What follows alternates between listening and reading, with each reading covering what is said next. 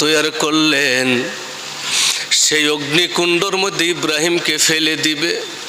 লম্বা ইতিহাস, সেই দিকে আমি যাই না। ইব্রাহিমকে যখন অগ্নিকুণ্ডে ফেলবেন, ইব্রাহিমের ঈমান কেমন ছিল আমার ভাইয়েরা? জিব্রাইল আসলো, এসে বলে, হে ইব্রাহিম, আপনি একবার আমাকে হুকুম করেন, এই অগ্নিকুণ্ডকে সেকেন্ডের মধ্যে ধ্বংস করে দিব, নিভিয়ে দিব। ইব্রাহিম বলে, আমার প্রয়োজন, কিন্তু তোমার প্রয়োজন না, আমার মাওলার প্রয়োজন।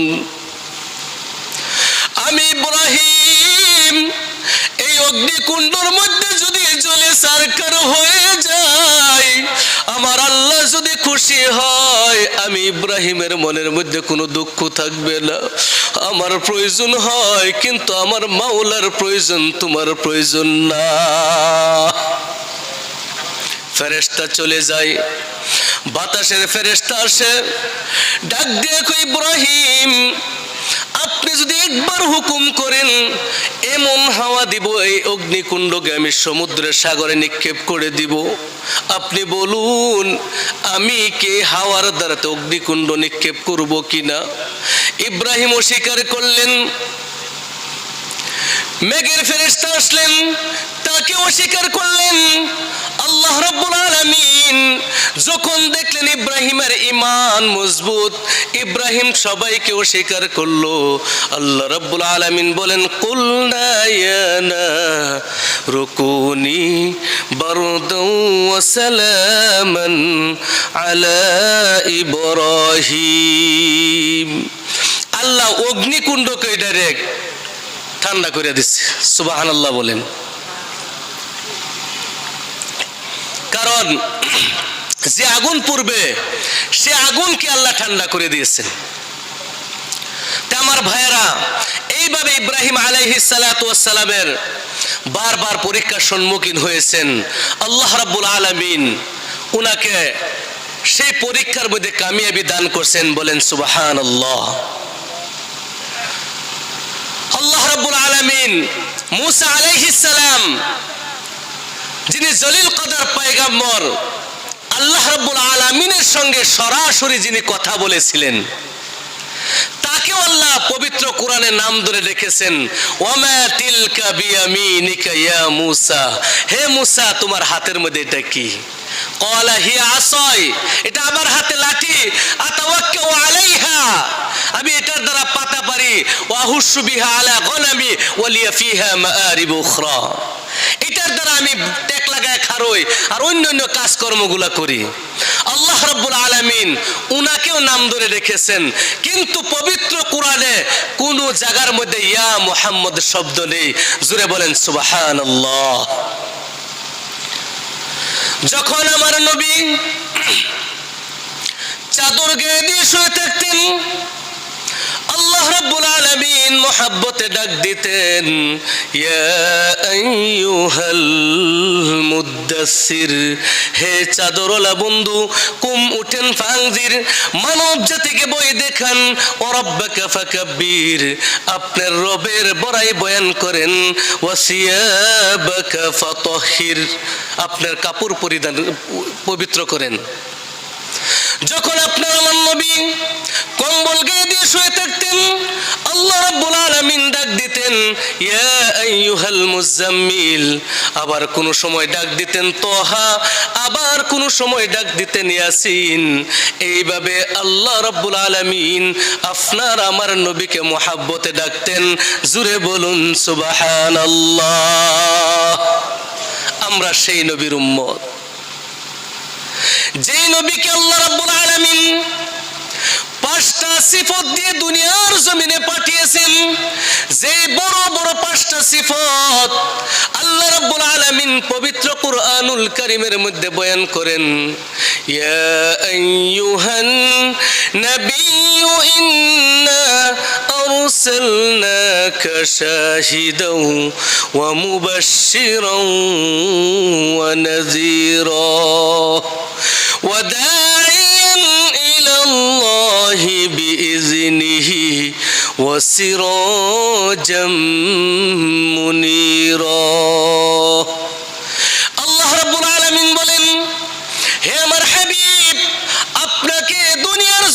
সাক্ষীদাতা হিসেবে প্রেরণ করেছি। আমি আল্লাহ রাব্বুল আলামিন আপনাকে দুনিয়ার জমিনে আপনাকে খুশখবরি দেওয়ার জন্য পাঠিয়েছি, জাহান্নাম দেখিয়ে ভয় দেখানোর জন্য পাঠিয়েছি। আমি আল্লাহ রাব্বুল আলামিন দাঈ ইলাল্লাহ বানিয়ে পাঠিয়েছি। আমি আল্লাহ রাব্বুল আলামিন আপনাকে সিরাজাম মুনিরা বানিয়ে পাঠিয়েছি। এই পাঁচটা বড় বড় সিফত নিয়ে আপনার আমার নবী দুনিয়ার জমিনে তশরিফ আনলেন। বলেন সুবহানাল্লাহ। সাক্ষীদাতা কেমন ভাবে? কিয়ামতের দিন আল্লাহ রাব্বুল আলামিন সমস্ত নবীর উম্মতদেরকে হাজির করবেন। সর্বপ্রথম নূহ আলাইহিস সালামের কওমকে হাজির করবেন। হাজির করে আল্লাহ রাব্বুল আলামিন নূহ আলাইহিস সালাতু ওয়াস সালামকে ডাক দিয়ে বলবেন, হে নূহ, তুমি তোমার কওমকে দ্বীনের দাওয়াত দিয়েছো কিনা?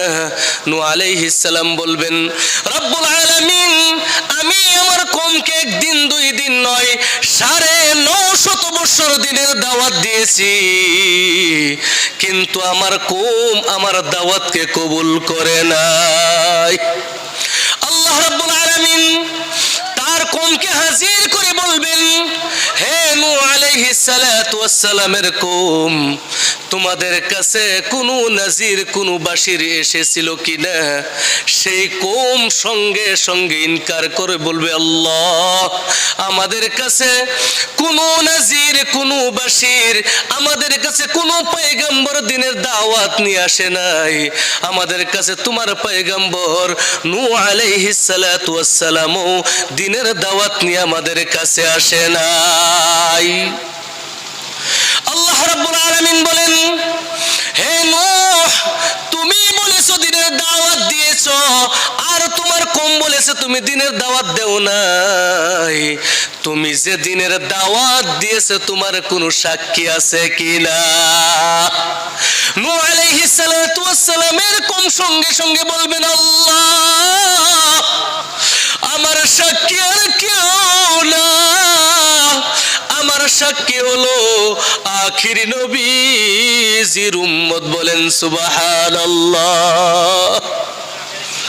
সে কওম সঙ্গে সঙ্গে বলবে, আল্লাহ, এই উম্মত কিভাবে সাক্ষী হবে? তারা তো আমাদের থেকে হাজার হাজার বছর পরে দুনিয়ার জমিনে এসেছিল, তারা আমাদের বিপক্ষে কিভাবে সাক্ষী হয়ে যাবে? কথা ঠিক কিনা? আমরা তো বহুত পরে দুনিয়াতে আসছি, তাহলে আমরা কিভাবে সাক্ষী হব? আল্লাহ রাব্বুল আলামিন বলেন, কথা তো ঠিক, কারণ তোমরা তো হাজার হাজার বছর পরে দুনিয়াতে আসছো, তাহলে তোমরা নূহ আলাইহিস সালামের উম্মতের সাক্ষী কিভাবে হবে? তখন এই উম্মত জবাব দিবে, আল্লাহ, তুমি সত্য, তোমার পবিত্র কালাম সত্য। তুমি পবিত্র কোরআনের মধ্যে জানিয়েছো সমস্ত পয়গম্বর তাদের কওমকে দ্বীনের দাওয়াত দিয়েছিল, আর তোমার হাবিব জনাবে মুহাম্মদুর রাসূলুল্লাহ সাল্লাল্লাহু আলাইহি ওয়াসাল্লাম হাদিসের মধ্যে বলেছে যে নূহ আলাইহিস সালাম তার কওমকে দ্বীনের দাওয়াত দিয়েছে।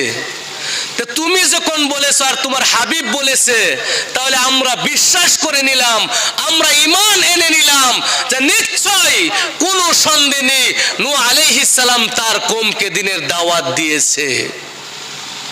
আল্লাহ রাব্বুল আলামিন পবিত্র কোরআনে বলেন, সেই জন্য তোমাদেরকে ধর্মীয় উম্মত বানানো হয়েছে যে তোমরা অন্য নবীদের উম্মতের জন্য সাক্ষী, আর আমাদের সাক্ষী স্বয়ং আল্লাহর নবী হবে। জোরে বলেন সুবহানাল্লাহ। এই জন্য আল্লাহ রাব্বুল আলামিন বলেন, হে আমার হাবিব, আপনাকে আমি সাক্ষীদাতা হিসাবে দুনিয়ার মধ্যে প্রেরণ করেছি। জোরে বলেন সুবহানাল্লাহ। দ্বিতীয় নম্বর হয়েছে বাশির, খুশখবরি শোনানেওয়ালা। যারা আল্লাহ আল্লাহ রাসূলের কথা মেনে ইসলাম মোতাবেক জিন্দেগি কাটায়, তাদেরকে আল্লাহ রাসূল সাল্লাল্লাহু আলাইহি ওয়াসাল্লাম জান্নাতের খুশখবরি দেন। জোরে বলেন সুবহানাল্লাহ। যেমন ভাবে আল্লাহর নবীর সাহাবী হযরত আবু বকর সিদ্দিক রাদিয়াল্লাহু তাআলা আনহু উনি আল্লাহকে মেনেছেন, আল্লাহর রাসূলকে মেনেছেন, আর মানার কারণে দুনিয়ার জমিন থেকে আবু বকর সিদ্দিক রাদিয়াল্লাহু তাআলা আনহু জান্নাতের সার্টিফিকেট পেয়েছিলেন। জোরে বলেন সুবহানাল্লাহ। এমন একজন সাহাবী, আল্লাহর রাসূল বলেন এমন একজন ব্যক্তি যাকে আমি চিনি, তার মাকেও আমি চিনি, তার বাবাকেও আমি চিনি, ওই ব্যক্তিটা জান্নাতের যে কোনো দরজা দিয়ে অতিক্রম করবে, প্রত্যেকটা দরজা তাকে স্বাগতম জানাইবে। জোরে বলেন সুবহানাল্লাহ। এক সাহাবী ডাক দিয়ে বলেন হাযা লামুরতাফাউ শানিহি ইয়া রাসূলুল্লাহ, এমন সম্মান মর্যাদাবান ব্যক্তিকে আল্লাহর রাসূল ডাক দিয়ে বলেন তিনি হলেন আবু কুহাফার সন্তান হযরত আবু বকর সিদ্দিক বলেন রাদিয়াল্লাহু তাআলা আনহু। আল্লাহর নবীর সাহাবী আবু বকর এমন একজন সাহাবী, আল্লাহর নবী বলেন আল্লাহু ইয়াতাজাল্লা লিন-নাসি আম্মাতান ওয়া লিআবি বকরিন খাসাতান। আল্লাহ রাব্বুল আলামিন সমস্ত জান্নাতীদেরকে উমুমি ভাবে সাক্ষাৎ দিবেন, কিন্তু আবু বকর সিদ্দিক রাদিয়াল্লাহু তাআলা আনহুকে খাস করে আল্লাহ রাব্বুল আলামিন সাক্ষাৎ দিবেন। বলেন সুবহানাল্লাহ। এমন একজন সাহাবী, সেই সাহাবী আবু বকর আল্লাহর রাসূলকে এত ভালোবাসেন, এত মহব্বত করেন, জঙ্গলের মধ্যে যাওয়ার পরে একটা বৃক্ষর দিকে তাকিয়ে আবু বকর সিদ্দিক চোখের পানি ছেড়ে ছেড়ে কাঁদতেন আর বলতেন আমি আবু বকর মানুষ না হয়ে যদি এই গাছটা হয়ে যাইতাম, আমাকে কোনো জঙ্গলার জানোয়ার খেয়ে ফেলতো, আমি আবু বকর কিয়ামতের দিন হিসাব নিকাশ থেকে বেঁচে যাইতাম। আবু বকর সিদ্দিক আল্লাহর রাসূলকে এত ভালোবাসে, এত মহব্বত করেন, যার মহব্বতে আবু বকর সিদ্দিক সারাটা জিন্দেগি আল্লাহর রাসূলের মহব্বতে কুরবান করে দিলেন। আমার ভাইরা, সেই সাহাবাদের অনুসারী যদি আমরা হয়ে যাই, আল্লাহ রাব্বুল আলামিন আমাদের ঠিকানা জান্নাতুল ফেরদৌস বানিয়ে দিবেন। বলেন সুবহানাল্লাহ। তা আমরা সবাই সেই সাহাবাদের অনুসারী আমরা হব তো ইনশাআল্লাহ। সাহাবারা যে নকশা হিসাবে চলছে, তারা যেইভাবে দুনিয়ার থেকে বিদায় নিয়েছেন, যেইভাবে তারা দুনিয়ার মধ্যে চলেছেন, আল্লাহ রাসূলকে মুহাব্বত করেছেন, তাদের অনুসারী যদি আমরা হয়ে যাই ইনশাআল্লাহ আল্লাহ রাব্বুল আলামিন নারে তাকবীর, নারে তাকবীর। হযরত মাওলানা হিফজুর রহমান বুলবুলি সাহেব জিন্দাবাদ, হযরত মাওলানা হিফজুর রহমান বুলবুলি সাহেব জিন্দাবাদ, উত্তর ফাকুলিপাতা জামে মসজিদ জিন্দাবাদ, জিন্দাবাদ, নারে তাকবীর, আল্লাহু আকবার, দ্বীনে ইসলাম জিন্দাবাদ। যাই হোক, আমাদের মুখ্য বক্তা যাদের মহাব্বতে এতক্ষণ পর্যন্ত আপনারা ধৈর্য ধারণ করে বসছেন, উনি আমাদের স্টেজে এসে গেছেন। তা আমরা দোয়া না নিয়ে আমরা কেউ যাব না ইনশাআল্লাহ। খুব সুন্দর করবেন। আল্লাহ তাবারক তাআলা আমাদেরকে শেষ পর্যন্ত বসার তৌফিক দান করুক। বলেন আমিন। আর আল্লাহ তাবারক তাআলা আমাদেরকে যতক্ষণ পর্যন্ত যতটুকু আমি আলোচনা করেছি, আল্লাহ তাবারক তাআলা আমাদেরকে যেন আমল করার তৌফিক দান করেন, আপনাদেরকে যেন আমলের তৌফিক দান করেন। ওমা আলাইনা ইল্লাল বালাগ ওয়া আখিরু দাওয়ানা আলহামদুলিল্লাহি রাব্বিল আলামিন।